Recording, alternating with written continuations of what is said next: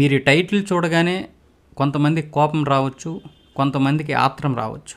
మొత్తం ఈ వీడియో చూసిన తర్వాత దీనిపైన మీ అభిప్రాయాన్ని తెలియచేయండి. తిట్టాలనుకుంటే తిట్టండి, పొగడాలనుకుంటే పొగడండి, నిజాలు మాట్లాడాననుకుంటే నిజం మాట్లాడావని చెప్పండి. కానీ ఈ దేశానికి కాంగ్రెస్ చేసిన త్యాగాలు, కాంగ్రెస్ చేసిన మంచి పనులు, కాంగ్రెస్ చేసినటువంటి గొప్ప ధార్మిక సేవా కార్యక్రమాలు, ఈరోజు ఈ దేశం ఇలా ఉండడానికి కారణం కాంగ్రెసే. చాలామంది కాంగ్రెస్ని ఎందుకు తిడుతున్నారో నాకు అర్థం కావడం లేదు. చాలామంది కూడా కాంగ్రెస్ పైనటువంటి విమర్శలు చేస్తున్నారు. కానీ కాంగ్రెస్ ఈ దేశానికి చేసినటువంటి సేవలు ఏంటో చెబుతాను, వినండి.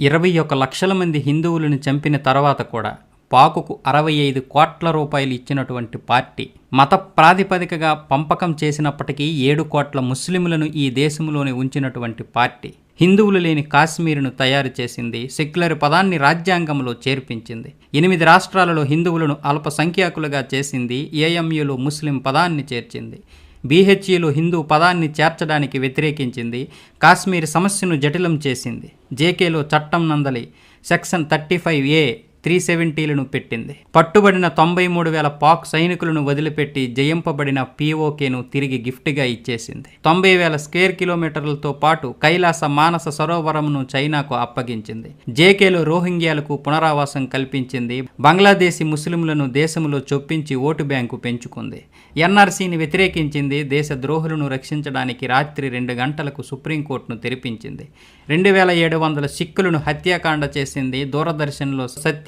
శివం సుందరం లోగో తొలగించింది, కేంద్రీయ నవోదయ విద్యాలయ లోగో నుండి అసతోమా సద్గమయ శ్లోకాన్ని తొలగించింది, వందే మాతరంను రాష్ట్రగానంగా దేశీయ గీతంగా పాడకుండా నిరోధించింది, 26/11 దాడి వెనుక హిందువుల పాత్ర ఉందని చెప్పగలిగింది, నా న్యాయవాదులే దేశానికి కీడి చేసే గ్యాంగులను మరియు నక్సలైట్ కేసులను వాదించేలా చేసింది, దేశంలో ఎమర్జెన్సీ పెట్టి ప్రజాస్వామ్య గొంతును నొక్కించింది, భారత మాతాకి జై అంటే వందే మాతరం మొదలగు నినాదాలు ఏ రైలులో లేకుండా చేసింది, 1966లో గోరక్షణ కొరకు ఉద్యమించి గోభక్తులైన 100 మంది సాధువులను తుపాకీ గోళీలతో హత్య చేయించింది, హజ్ యాత్రకు సబ్సిడీ ఇచ్చి అమర్నాథ్ యాత్రకు ట్యాక్స్ వేసింది, సోమనాథ మందిరం నిర్మించుకున్నాడని సర్దార్ పటేల్ని విరోధించింది, సోమనాథ మందిరాన్ని ప్రారంభించబోయే రాష్ట్రపతి డాక్టర్ రాజేంద్ర ప్రసాద్ను విరోధించింది, RSSను ముస్లిం బ్రదర్హుడ్ లాంటి ఉగ్రవాద సంస్థగా చెప్పగలిగింది, శ్రీరాముడిని కల్పితంగా చెబుతూ అఫిడవిట్ ఇచ్చింది, అట్లాగే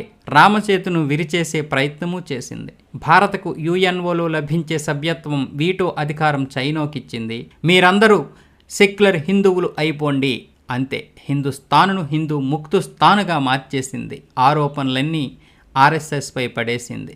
అర్థమవుతుందా ఏం చెబుతున్నాను?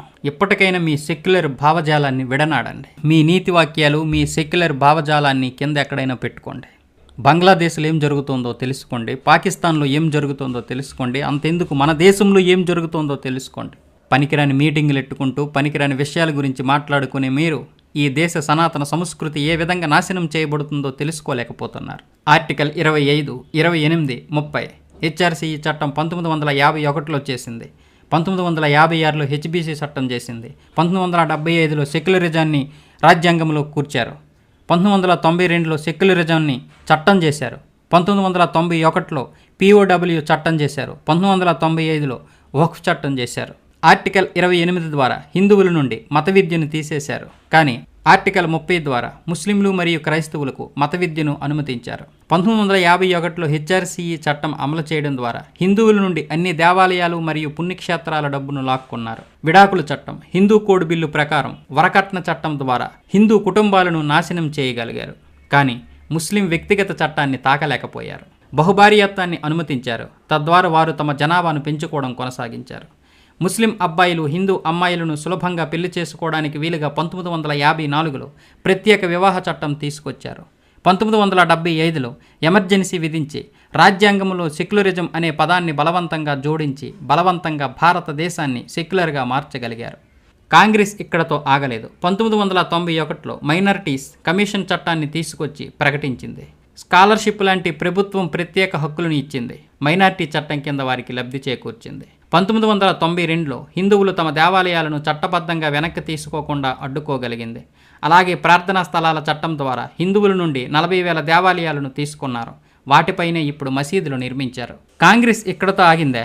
1995లో ముస్లింలకు ఏదైనా భూమిని క్లెయిమ్ చేసుకునే హక్కును కల్పించింది. వక్ఫ్ చట్టం ద్వారా హిందువుల భూమిని లాక్కొని భారతదేశంలో ముస్లింలను 2వ అతిపెద్ద భూ యజమానులుగా చేసింది. 2007లో ఎస్సీలోని రామసేతు అఫిడవిట్లో శ్రీరాముని ఉనికిని తిరస్కరించగలిగింది. అలాగే 2009లో కాంగ్రెస్ కాషాయ తీవ్రవాదం అనే పదాన్ని రూపొందించడం ద్వారా హిందూ మతాన్ని తీవ్రవాద మతంగా ప్రకటించినప్పుడు హిందూ వ్యతిరేక క్రూసెడ్లో పీక్ పాయింట్గా మారింది. కాంగ్రెస్ క్రమంగా మరియు తెలివిగా హిందువులను బహిర్గతం చేస్తూనే ఉంది. హిందువుల హక్కులను ఒక్కొక్కటిగా లాగేసుకుంటూనే ఉంది. ఇప్పుడు హిందువులు అన్నింటికీ పూర్తిగా దూరం అయ్యారు. తమాషా ఏంటంటే మనకి కూడా మన హక్కులేంటో తెలియకపోవడం, కాంగ్రెస్ ఎన్ని లాక్కుందో మనకు తెలియకపోవడం. ఎందుకంటే మనం సెక్యులర్లం, మన భావజాలమే అలాంటిది. హిందువులకి సొంత దేవాలయాలు లేవు, వారి స్వంత మత బోధనలు లేవు, వారి భూములు వారి శాశ్వత ఆస్తి కాదు, మరియు హిందువులు ప్రశ్నలు కూడా అడగరు. మసీదులు మరియు చర్చిలు స్వతంత్రమైనవి. మరి దేవాలయాలను ఎందుకు ప్రభుత్వం కింద ఉంచబడ్డాయి? ఎందుకు దేవాలయాల్ని నియంత్రిస్తున్నారు? ప్రభుత్వం ఎందుకు ఉంది? మదర్సాలు, కాన్వెంట్ పాఠశాలలకు నిధులు కేటాయించగలిగిన ప్రభుత్వం మరి గురుకులాలకి ఎందుకు నిధులు ఇవ్వలేదు? వక్ఫ్ చట్టం వచ్చినప్పుడు హిందూ భూచట్టం ఎందుకు రాలేదు? ముస్లిం పర్సనల్ బోర్డు ఉంది కానీ హిందూ పర్సనల్ బోర్డు ఎందుకు లేదు? భారతదేశం సెక్యులర్ దేశం అయితే ఇక్కడ మెజారిటీ మైనారిటీలు ఎందుకు ఉన్నారు? పాఠశాలల్లో రామాయణం, మహాభారతాలు ఎందుకు బోధించరు? హిందూ మతాన్ని నాశనం చేయడానికి ఔరంగజేబు ఉపయోగించిన కత్తిని ఉపయోగించింది కాంగ్రెస్. రాజ్యాంగాన్ని నాశనం చేయడానికి చట్టాలు, కత్తి, విఫలమైన చోట బిల్లులు ఉపయోగించింది. ఆపై ఎలాగో మీడియా ఉంది. ఎవరైనా ఈ ప్రశ్నలను అడగడానికి ప్రయత్నిస్తే అతడు వర్గీయుడు, కాషాయి భక్తుడిగా ప్రకటింపబడతాడు. బహుశా ఇప్పుడు నేను అలాంటి వాడినే. బహుశా మీలో ఎంతమంది నాకు ఈ విధంగా కామెంట్లు చేస్తారో కూడా. 1950 నుండి హిందువులు నెహ్రూ మరియు అతని కుటుంబంచే హింసింపబడ్డారు కాదా? హిందువులు భారీ మూల్యం చెల్లించుకుంటూనే ఉన్నారు. చాలా సంవత్సరాలు కాంగ్రెస్ ప్రభుత్వాల నుండి నష్టపోయారు. హిందువులు బానిస మనస్తత్వం నుండి బయటపడి శివాజీ మరియు మహారాజా ప్రతాప్ సింగ్ లాగా మారాల్సిన సమయం ఇది. హిందువులకు ఇంత కీడు చేసిన ఒక్క పార్టీ కూడా మనకు అవసరమా?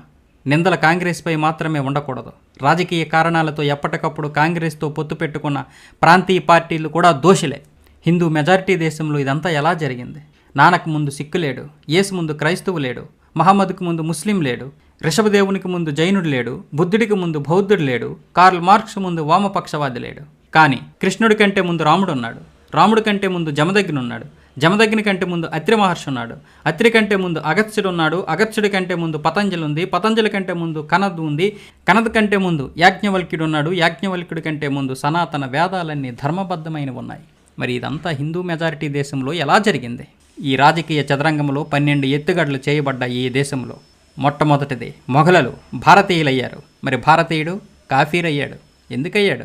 గియాసుద్దీన్ ఖాన్ మోతీలాల్ అయ్యాడు, జవహర్లాల్ నెహ్రూ అయ్యాడు, ఇందిరాగాంధీ, రాజీవ్ గాంధీ, మైనో గాంధీలు అయ్యారు.